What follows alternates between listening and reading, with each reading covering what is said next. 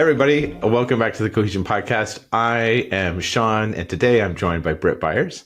She's the EVP of HR for North America at Kyowa Kirin. With almost 30 years of experience, Britt has held senior roles in the pharmaceutical industry and the financial services sector. Now, her experience includes a wide range of HR roles with deep expertise as a strategic business partner to commercial teams, research and development, and global functions. Welcome to the show, Britt. Thank you, Shawn. Glad to be here. Oh my gosh. Sometimes I get the spiel out and I'm just so excited to talk to you. It's like I mumble. And it was a mouthful anyway, right? I know, it was great. Well, the best part, and I think why, is I'm speaking to you and you've had roles in industries I haven't talked to anybody about before. So I have never talked to somebody, leadership stuff, HR stuff, communication stuff, all of those things that are really important in any company. I've never talked to somebody from the pharmaceutical industry about it. So maybe I'm just nervous about that. I love it. Yeah, you control my drugs. Yeah, no. So we've got some quick questions at the top to get to know you a little bit. Then we'll kind of get into your history. What brought you to this place on a day like today? So first off, what are the 5 most opened apps on your phone? Okay.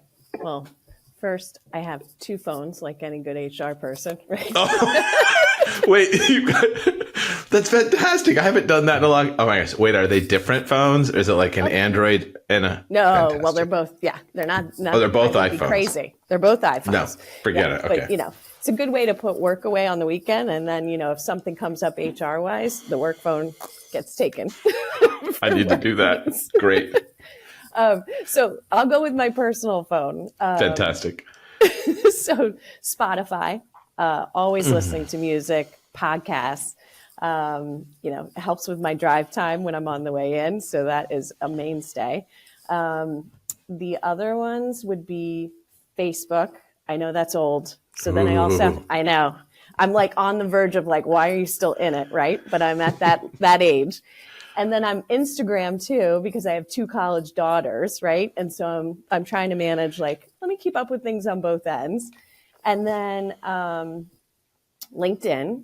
And then I would say, if I'm being truly honest, Amazon. What you do for a living. Obviously passionate about it. You've been doing it for a long time.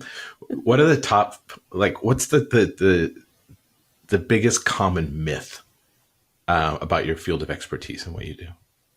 Yeah, I think that if it were outside of like work walls, people, if I say I'm in HR, would say, oh, well, you just fire people, hire, fire. You're the HR police. It's never really a good connotation. It seems like it goes to the negative side of the HR. Why do you think? I'm really curious. I've been thinking about this a lot. Why do you think that persists? Like after the days of slides in the office and fighting for great food and. Right. I want to make sure that you like sort of creating equity and performance, like whatever, like it still persists. Yeah. That still comes up. Why do you think that?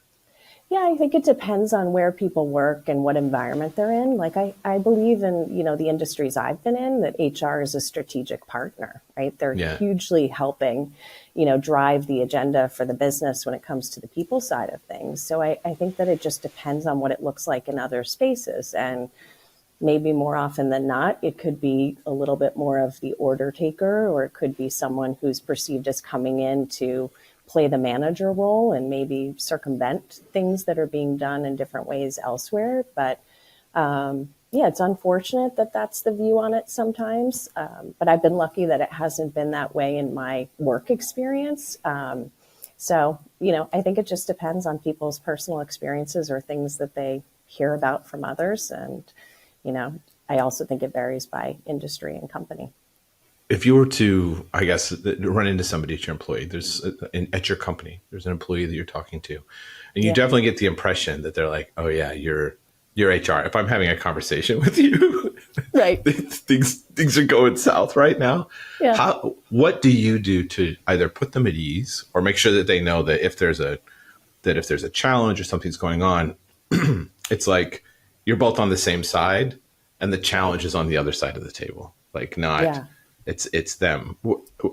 You've been doing this for a long time. So I'm just curious, like what do you do to put people at ease or put your teams at ease or build that rapport so they know that you're not just the, hey, accounting gives you the sheet. You go through the sheet. You're like, all right, we got to get rid of 3 people. Who are we going to get rid of? Right. Yeah, I think that a lot of it comes from, the interaction that they have with you. So oftentimes, if people haven't spent time with HR and you're meeting with them one-on-one and you create this rapport and they have a broader understanding of being heard, listened to, or that there's other, resources that are available to them, that I think it softens the, kind of the angst, if you will, that they might have with sitting down with HR or understanding, how much broader that role is in supporting employees in total. It's not, linked to the manager, if you will. It's really the goal is supporting the workplace, the environment, the culture, the employees.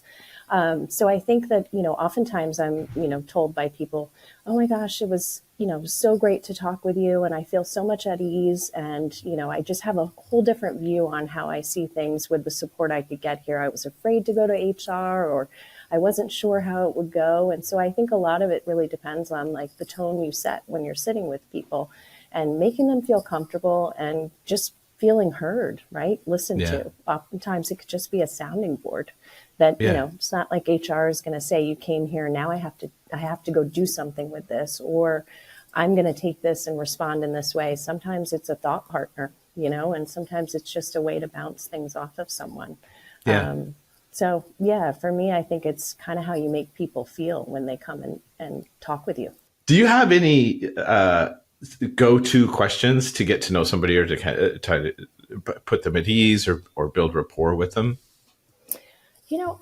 I don't think of anything as like a go-to, if you will. I think for me, it's creating like trust and like just really, being there in the moment with someone, fully present. Like I think people are often surprised how much time someone's willing to dedicate to them. I'm often in a situation where someone books 30 minutes and we're together for 90. It's just the conversation goes further, and being able to really show and demonstrate that is important, to be with that person in the moment and to be there to help. Sometimes it's, responding to a quick text. Can you chat for a minute? If you're in the office, could I come and see you? And I think that, just that willingness to, show the person that you truly care and that time is important and you're willing to dedicate that time. I've never said no to anyone who wanted to meet or have a conversation. And, I think that when they see that you're, whatever level you're at, that you're willing to spend time with them and to listen and offer advice and to, be available for something in the future or redirect them to somewhere that they could get what they need. I think that goes a long way. I think if I had any, go-to questions or things like that, it might not feel genuine. So I just try and, be in the moment and kind of reflect back, what I'm hearing. And I think empathy goes a long way. Like, there's times when, myself included, have been in situations that are tough to work in. There's nobody that escapes that, or things where they're striving to do something differently and they just don't quite know where to go. So I think, if you can put yourself in someone else's shoes, you can be there in that moment and demonstrate caring and empathy and listening. And that goes a long way. Even if you don't solve whatever that person is looking to solve, they feel like they've had a voice and, a space to have a safe conversation. Yeah. Not always about solving. That's a really good point. Now getting into your past, but first before we talk about financial industry and the pharmaceutical industry, how did you end up doing what you're doing? Full disclosure, I wanted to be an elementary ed teacher. Okay.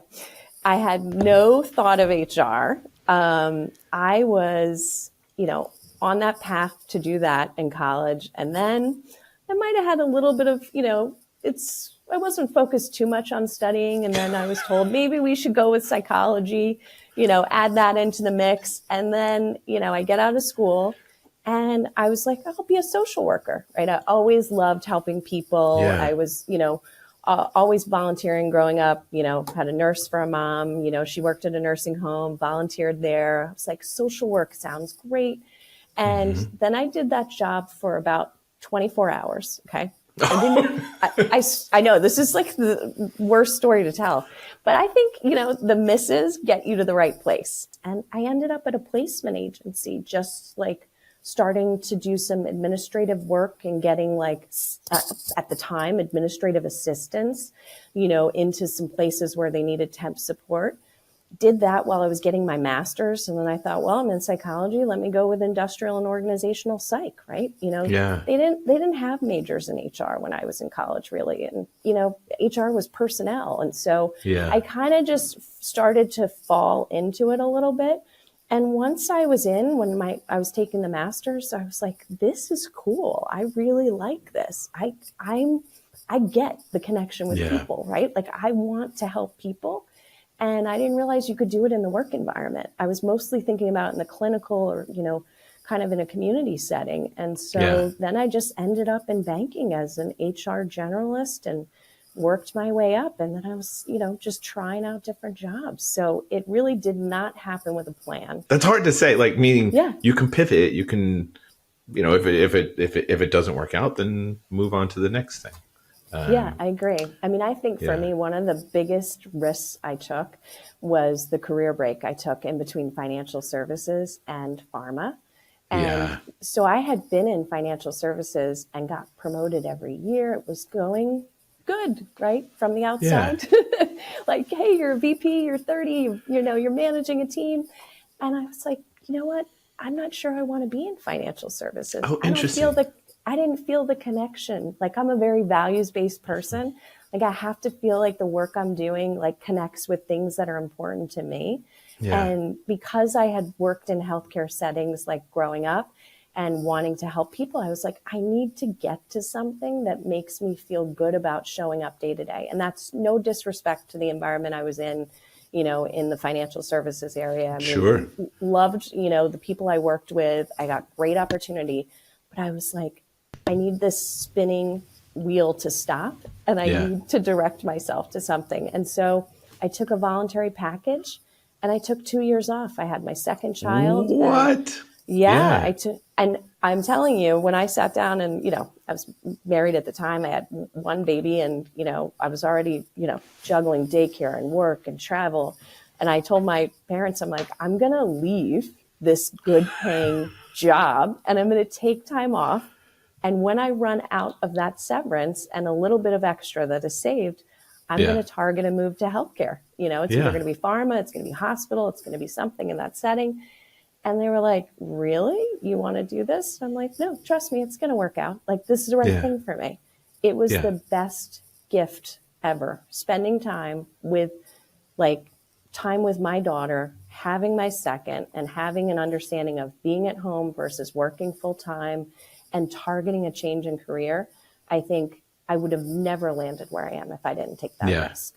Yeah. And it was the best thing done, That's awesome that you were able to do that. I think, even on a micro level, we've got listeners that think about, okay, I'm not going to take 2 years off and have a kid and raise whatever, but raise whatever. Why would I say that? Raise whatever.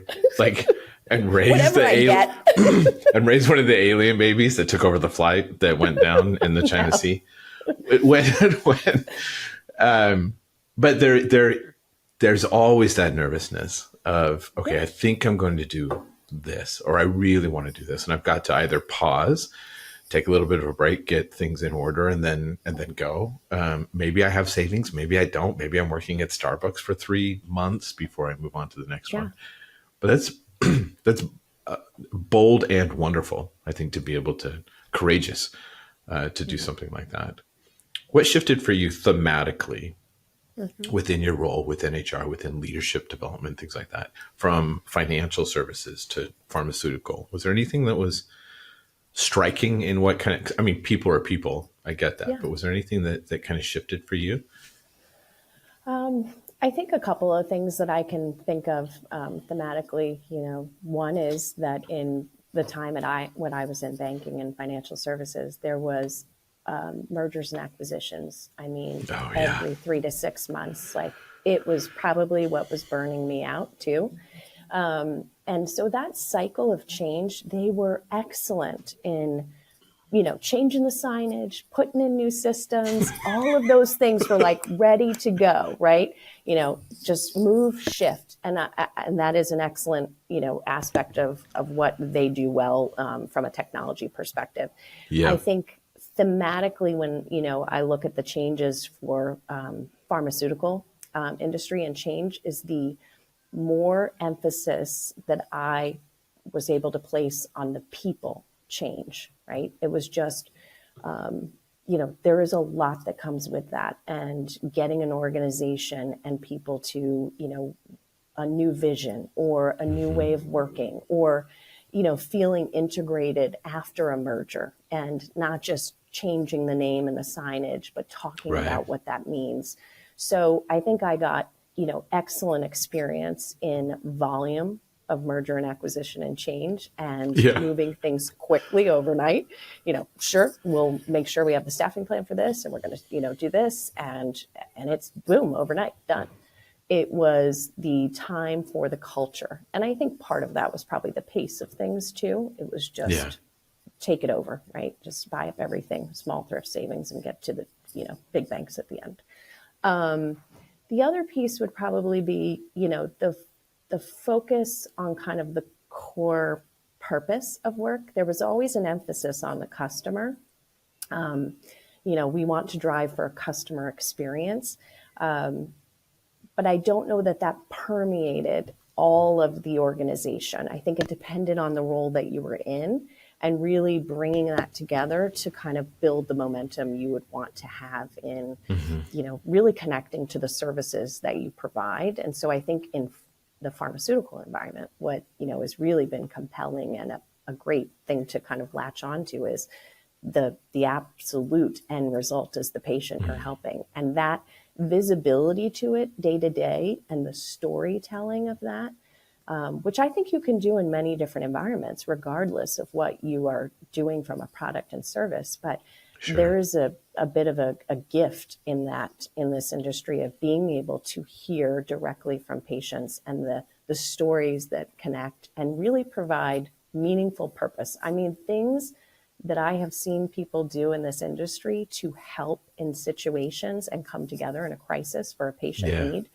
are the most moving things I've been part of. And I think that motivates people when they are feeling like, what effort do I have in me today, right? Like maybe I'm having a rough day and something comes at the end, and we know we've got to get product to patients who are in an area impacted by a hurricane. Things that need to be to patients who live with chronic diseases, or family members, caregivers, who are impacted. I think that for me was, the connection beyond the day-to-day work to something that gets to the hearts and minds of people. And that is a drive that is unmatched, unparalleled. Yeah, that completely makes sense to me. Like when you're looking at the mission of a company, and I don't even necessarily mean the mission statement or the thing that you repeat over and over again. Like you could absolutely tell a great story working in banking, financial services. I admire the paramedic over the banker most of the times in my life, not because one's more important, but one of them is like, hey, you're going to make sure that I live through the next 12 hours. Yeah. That's that's interesting. Like how those things can be compelling for different people, perhaps in just what they're motivated by. Your history and why you wanted to move into that, obviously, I think, was to support people on that level, and why you made the move over to healthcare. Yeah. And I think that's a choice people have in kind of where they work and why they want to work there. And, I have seen people who are far removed from the patient who say, I'm not sure how my day-to-day impacts that work. And we've been able to make that picture for them. And I've been in town halls where the whole room is, not a dry eye in the room after seeing a patient video, right? And it's just like, if you're in the right place, you know it. And Yeah. I agree with you. And that's where there's choice and where people should gravitate towards areas where they enjoy, because we spend a lot of time working, right? We should be in a place that kind of matches. And I know there is a day-to-day, right? People need to pay bills and do things that, get food on the table in other areas. But if you do have a choice, most people would choose to have something that really, excites them and motivates them and that they're proud of when they leave work, right? Like engagement, a big piece of that is, I'm proud to work for the company I work for. Yeah. Yeah. I'm proud of the work that we do and contribute to. I had a conversation, this is years ago. I'm old. All the kids are grown and out of the house, but with a son of mine we're just sitting at the dinner table. And I had thought, how many people were involved in getting us this chair that you're sitting on, talking to me. This is a way of thinking about like meritocracies, or how we're all kind of standing on the shoulders of giants, but they're not the giants that we think of. And that there had to be somebody that grew the wood. There had to be somebody that then cut it down. There had to be somebody there was a designer that put it together. There was somebody that then manufactured it. And these are all people that have families that supported them so they would be able to do, you've got thousands of people involved. And me being able to have a conversation with my son over probably bad meatball sandwiches, hanging out together. And they don't know that. The first person that grew that, the bamboo for that chair or whatever it is, doesn't know the impact it made. But it happens like with each other. And that connection is even shorter at a business if you get the mission and you get leaders behind the mission and they're able to tell that story.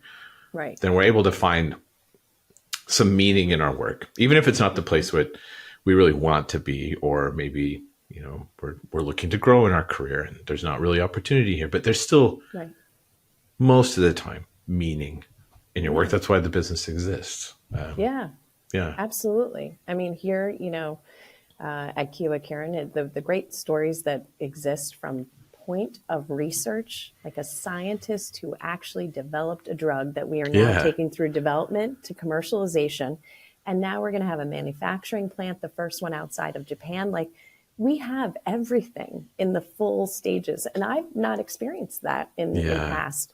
So to me, it's pretty cool to go from being at our research site and talking to a scientist that worked on a product that is coming through to commercialization. And then we're going to have people who are actually getting that product packaged and out the door in patients' hands. I mean, the full spectrum of things, and when you talk to the people who are touching it, and I've worked in environments where I've been in distribution and supply chain, and the people who are packing and picking, right, who are putting things on the line and into the trucks, there is definitely a way to connect the value of the work. I spent a lot of time doing that in a prior life with, corporate functions who were not in the day-to-day of commercial. And we worked with Disney doing some really cool, service excellence and building up this work to say, how you add value, and then bringing it from the spectrum of just seeing how it can come to life. And, that if you're an accounts payable and you're paying the bills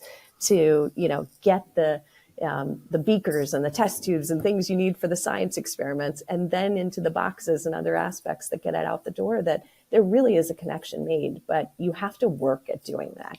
It does, to your point, take leaders who are gifted in storytelling, who are bringing it forward in consistent messaging. But it's powerful when it happens. It is. Yeah.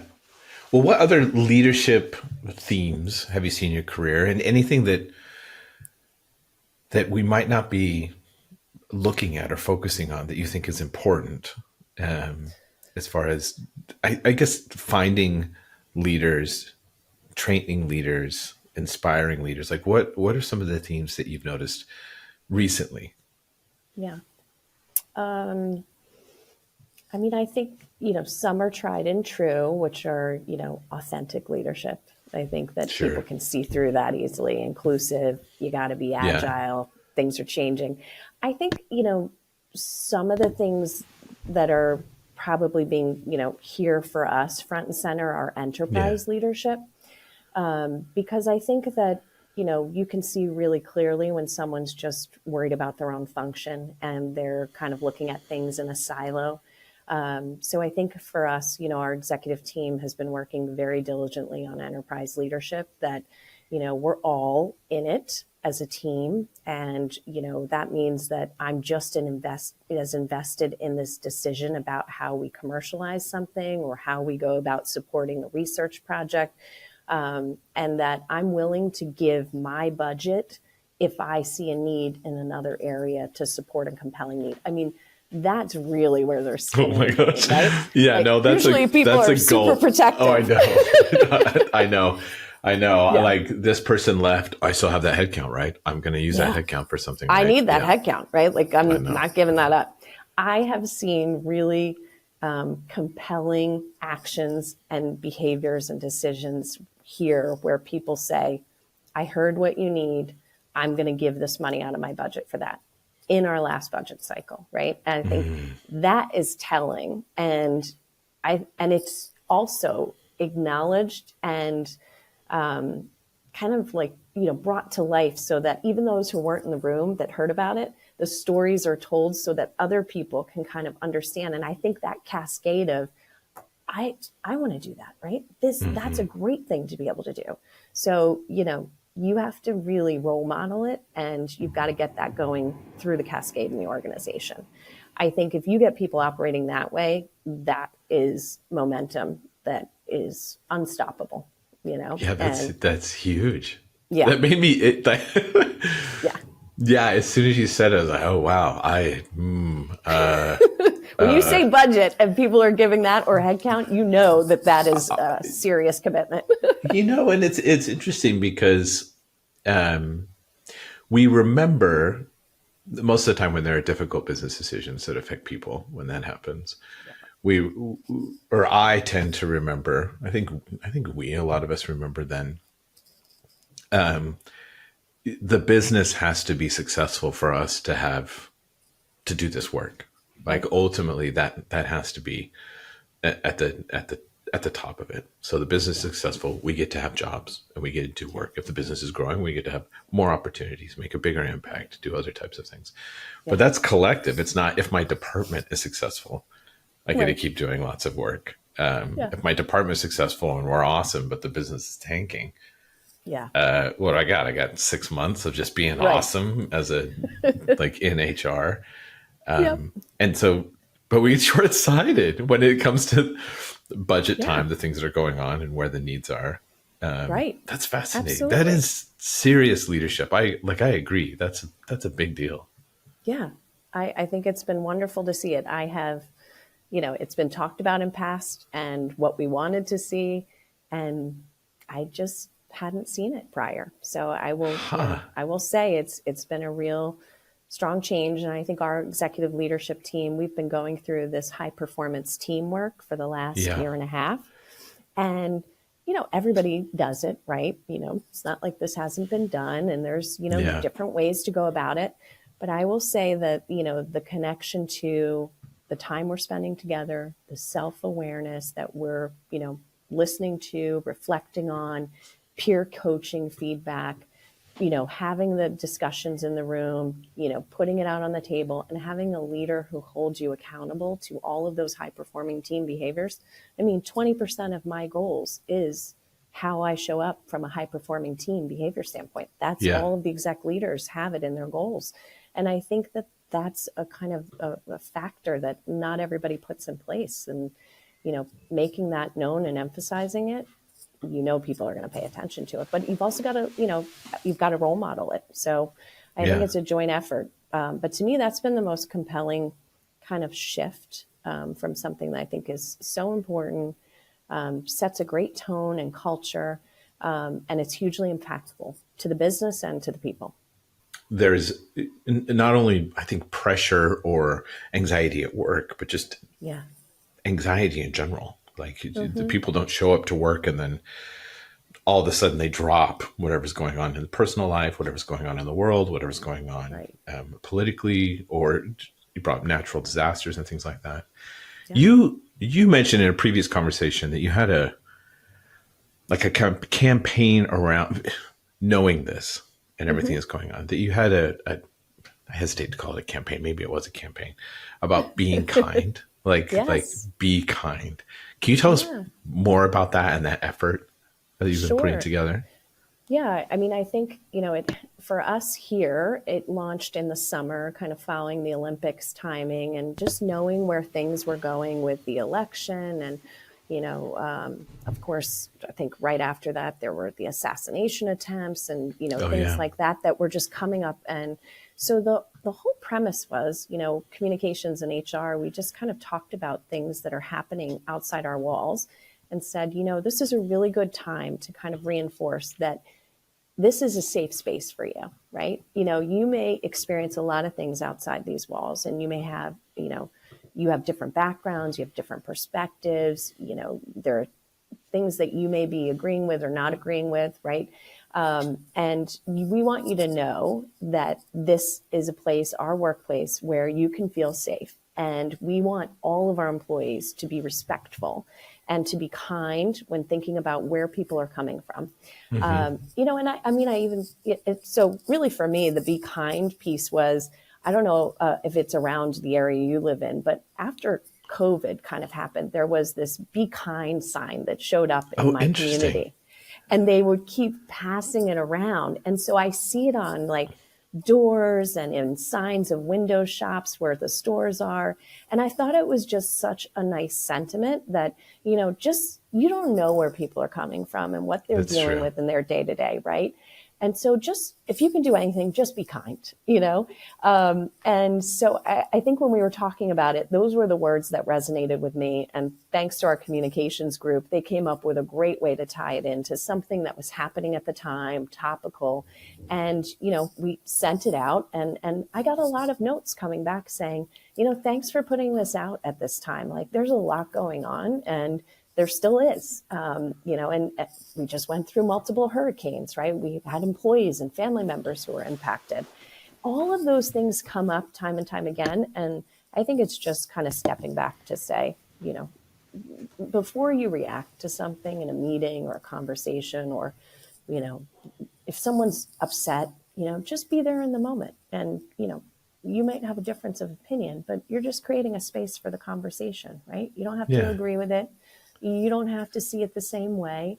But, just listen out of respect. I mean, Yeah. last week after the election, I came into the office the next day, and there were different responses from happy, sad, depressed, right? Excited, like all of those ranges of emotions. And I sat with people, some people were crying. Yeah. And I think you have to kind of be there with anyone who's dealing with whatever's happening with them. So we will continue to bring that to life as things are happening around us, but it is on leaders, I think, to create a Yeah. tone that you're not numb to what's happening. You can't not mention something. You don't have to have an opinion about it, right? Or put that there. But Hmm. you need to acknowledge it's happening, right? Otherwise, you just don't look genuine. You Yeah. don't look like there's a leader you can trust who's just not acknowledging something that could be an awful environment, right? War, Hamas, Israel, all of those things have been happening in the last year.